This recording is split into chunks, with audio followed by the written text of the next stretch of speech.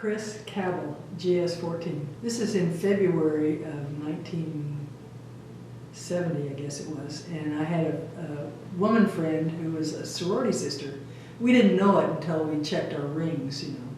But anyway, she said, I want to go to see Angkor Wat. And I said, well, I'd be kind of interested in that too, but Prince Sihanouk is not allowing anybody in on a tourist visa. And she said, well, I heard that there's something in the works. And she called me about a month or two later and said, I'm getting us visas to go to Siem Reap and I can't think of the capital of Cambodia right now. Anyway, we got on the plane and we went to Phnom Penh, that's what it was, Phnom Penh, which was a fabulous city.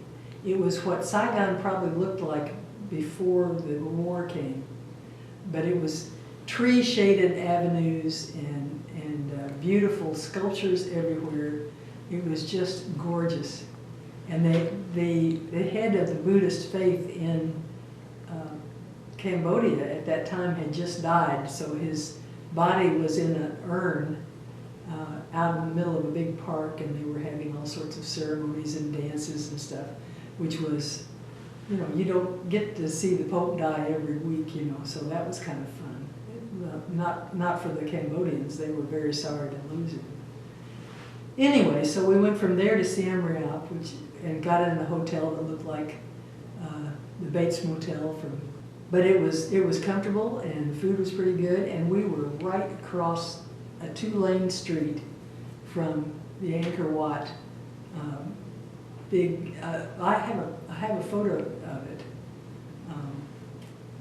It was a long building, and the whole front of it was bas-relief carvings, really wonderful. And people would make, you know, plaster this paper that was malleable, and then they take it off of the carvings and paint it up. And I've got a couple of those in my apartment. Anyway, I did not realize that the Khmer Empire was such a big honking deal in the 12th century. I thought it was just amazing. We had to have transportation to get around there. It would be like going to New York City on foot. You can't do it. So the first offer that we got was from the elephant guy, who said $8 for 30 minutes on the elephant, $12 for all day on the elephant. And then it went down to about 20 bucks for a couple of days.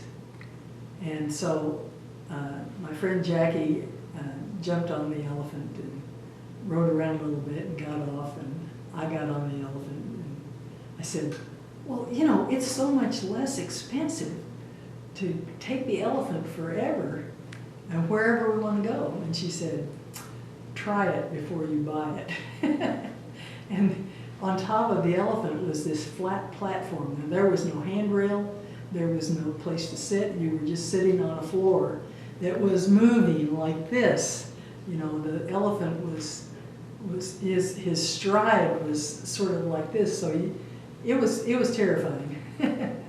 But I got an elephant ride, and I'm glad I did it, and I don't ever intend to repeat it. But the carvings and the wonderful history of you know, the Khmer Empire is just amazing. As a matter of fact, there's a lot of Asian history that we don't have a clue one about. For example, in the house that I was living with Mr. and Mrs. Ting and their faithful Indian companions there, parallel to that street was Trong Quy Kop Street, but parallel to that street was Hai Ba Trung, which was a big avenue and a very interesting place to explore.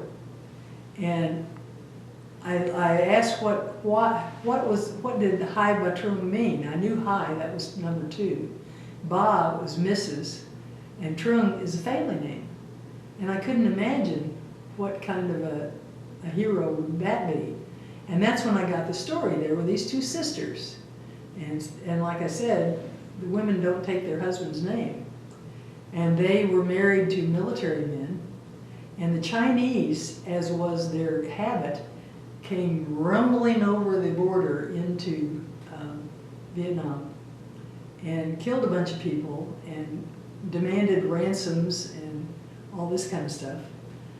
And the two Mrs. Tings, or Mrs. Trungs, the two Mrs. Trungs were peeved.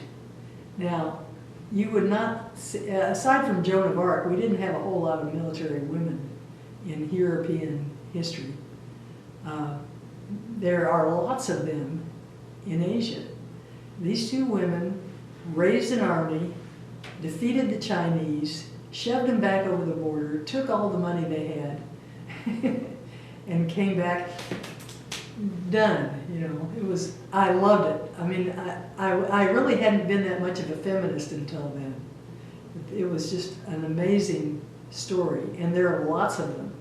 They have an emperor that they call the Scholar Emperor because he was a fierce warrior, but he was also a scholar. And you see him with a sword in one hand and a book in the other. I've got one of his little statues.